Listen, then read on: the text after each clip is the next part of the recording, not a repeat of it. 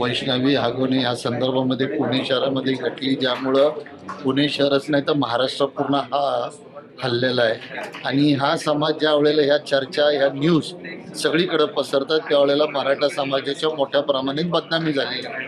म्हणून आज आम्ही पुढाकार घेऊन सर्व राजकीय असेल, सामाजिक असेल, आध्यात्मिक असेल, सगळं थरातल्या मराठा समाजाच्या लोकांना, पुढाऱ्यांना, एक प्रस्थापित मराठा समाजाच्या लोकांना 60-70 लोकांना आज आम्ही आमंत्रित केलं, ज्यांचे गोतावळे मोठे आहेत, ज्यांचा शब्द मराठा समाजामध्ये चांगला चालतो, यांना बोलून घेतलंय, यांना विनंती केली की ज्या पद्धतीने मराठा समाजाची बदनामी चालू आहे आपल्याला काहीतरी पावलं उचलली गेली पाहिजे. सर्वप्रथम आम्ही त्यामध्ये असंच ठरवलं की हागवणे कुटुंबासारखं जर कोणत्या वैष्णवीचा अंत जर कोणत्या मराठा समाजाच्या कोणत्याही घरामध्ये झाला तर तिला मुली दिली जाणार नाही आणि तिकडनं मुलगी घेतली जाणार नाही. त्यांच्यावर अप्रत्यक्ष बहिष्कार घालण्यासारखं काम होईल हे त्यांनी जाणून घ्यायचं आहे. त्याचबरोबर मुलीच्या वडिलांनी सुद्धा ज्या वेळेला आपल्या मुलीवर अत्याचार होतो हे वेळीच लक्षात आल्यानंतर फक्त जवळची पै पाहुणे नाही तर समाजाच्या ठराविक लोकांना तुम्ही मध्यस्थी टाकलं पाहिजे, ज्याच्यामुळं मुलावर दबाव राहतो, मुलाच्या आईवडिलांवर दबाव राहतो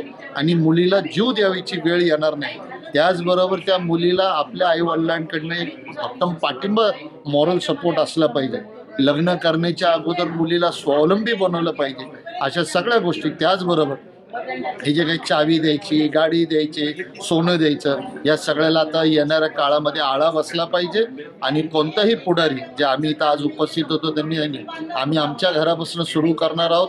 आम्ही आमच्या घरातली लग्न साध्या सुध्यानी करणार. पण काही पुढाऱ्यांनी तर असंही जाहीर केलं की तुम्ही आम्हाला स्टेजवर बोलून मुलाच्या गळ्यात चेन घाल, अंगठी घाल, ह्याला सुद्धा आम्ही प्रतिबंध करणार. सर, तुम्ही आता हागवणे कुटुंबावर रोटी बेटीचा बहिष्कार टाकणार आहात, नेमकं काय असणार आहे? आपण हागवणे कुटुंबाचा विषय संपलाय, त्यांच्या दोन्ही मुलांची लग्न झाली, तो सगळा विषय झालाय. हागवणे कुटुंबासारखी प्रवृत्ती जर कोणत्याही मराठा समाजाने जर केली तर त्या कुटुंबावर आम्ही ना मुलगी देणार ना मुलगी घेणार, अशा पद्धतीचा ठरवलं. सर, अजून एक, ज्या प्रकारे लग्न सोहळे लग्नाच्या तारखेच्या अगोदर 3-4 दिवस चालतात, त्या संदर्भात काय चर्चा झाली? अनेक मुद्दे तुमच्या चर्चेत आले.